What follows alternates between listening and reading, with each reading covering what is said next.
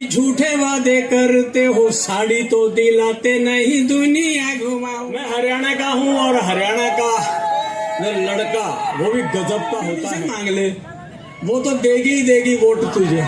ये सौभाग्य से मैं हिंदू कॉलेज सोनीपत में प्रिंसिपल था और श्री अनिल जी जो आपके सहायक पुस्तकालय अध्यक्ष हैं, वे वहाँ लाइब्रेरियन होते थे।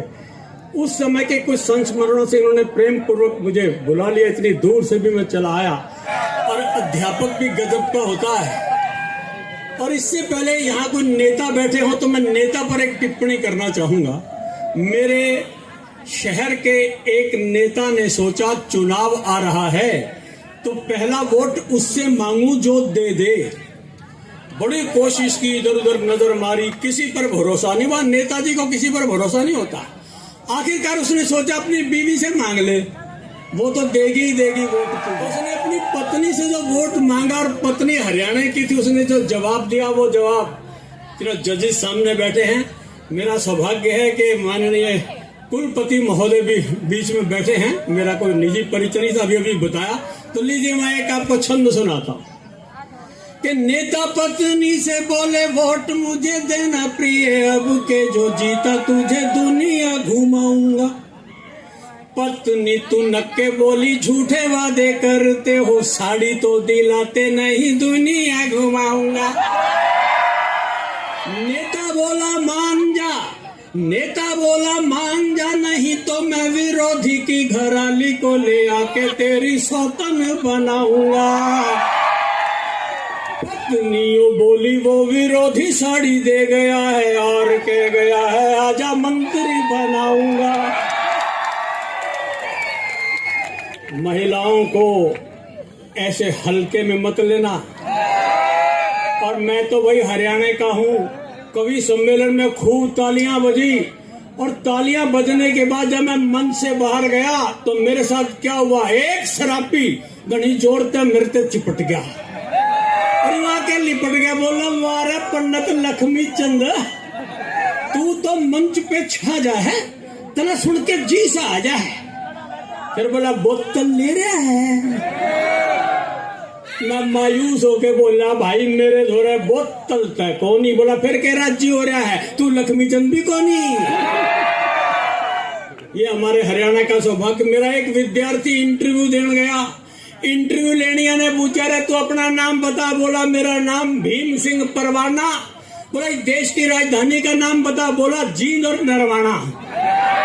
बोला तू देश की राजधानी का नाम नरवाना बतावा है, न्यू के नौकरी ले लेगा। बोला अच्छा अगर मैं नई दिल्ली कह दूं तो नौकरी दे देगा। ये हमारे यहाँ का विद्यार्थी पूछा मास्टर जी ने, छोरे यो बता दुर्घटना और दुर्भाग्य में क्या फर्क है। बोला गुरुजी मान लो क्लास में आ रहे हो, आते आते कुआं में पड़ गए, ये तो होगी दुर्घटना, और आप लिकड़ के फिर हमारी क्लास में आ गए तो हमारा दुर्भाग्य है। बोला अच्छा ये बता सत्य और ब्रह्म में क्या फर्क है। बोला गुरुजी आप पढ़ा रहे हो ये तो है सत्य और हमें समझ में आ रहा है ये है आपका ब्रह्म। इस तरह के हमारे यहाँ के लड़के होते हैं। मुझे याद है कि आज तो कॉलेज एजुकेशन में खास तौर से अगर हम पीजी छोड़ दें वो भी साइंसेज में, तो आज कॉलेज का लड़का नकल के पीछे उतनी मारा मारी नहीं करता जितना 11वीं 12वीं में। मुझे याद है मैं रोहतक में प्रिंसिपल था, सोनीपत से रोज आता था। रास्ते में पेपर के दिनों में ऐसा सीन देखता कि सारी सड़क भरी होती।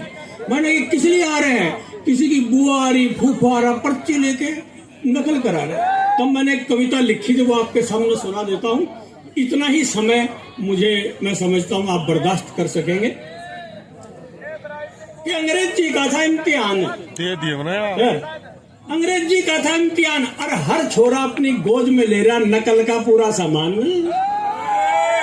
वो छोरा बोला गुरुजी कहो तब पेपर कर लूं। मैं उसका इशारा समझ गया, वो नकल ना करने देगा तो के बच जाएगा। इतने में बाहर से आवाज आई रहे मोलड़ लिख, पहले में लिख एम। वो मोलड़ बोला एम में मात्रा छोटे की लाऊंगा कि बड़े की। बोला रे हिंदी कौनी अंग्रेजी से अंग्रेजी, लिख एम, ए एम एम, लिख ए। मोलड़ बोला ए की स्पेलिंग बोल। बोला तेना यही भी ना लिखना आता। बोला आता तो फिर तन्ने क्यों बुलाता। बोले न्यू कर रहे, 2 डंडे खड़े करके उनके सर भिड़ा दे और उनके भीतर एक डंडा फंसा दे।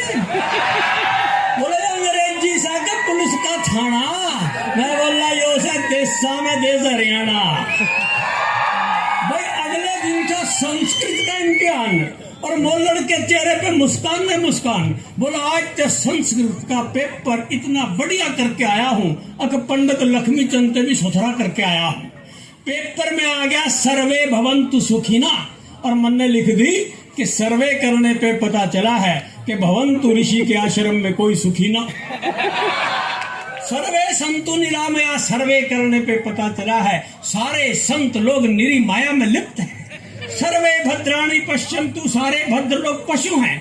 इस तरह करके लोटम पोट पेपर में धर के 500 का नोट मोल्लड़ चल पड़ा यूनिवर्सिटी और फिट कराया गोट। याए मोल्लड़ आजकल हमारे गांव में एक स्कूल चलावा है, 24 घंटे बीड़ी फूके है, देश की नई पीढ़ी बढ़ावा है। और मेरा छोटा भाई जो फर्स्ट क्लास फर्स्ट आया था उसे स्कूल में रिक्शा चलावा है। इस तरह हरियाणा के फौजी भाइयों पूरा मुल्क सुख शांति से चल रहा है। कारगिल की चोटियां ने तो तब संभालियो, थारे बालका ने ये मोल्लड़ संभाल रहा है, थारे बालका ने ये मोल्लड़ संभाल रहा है, थारे बालका ने मोल्लड़ संभाल रहा है। धन्यवाद, आपने मुझ अकिंचन को यहाँ इतना सुना। पीछे से कार्यक्रम तैयार है, बाजे बज रहे हैं। मैं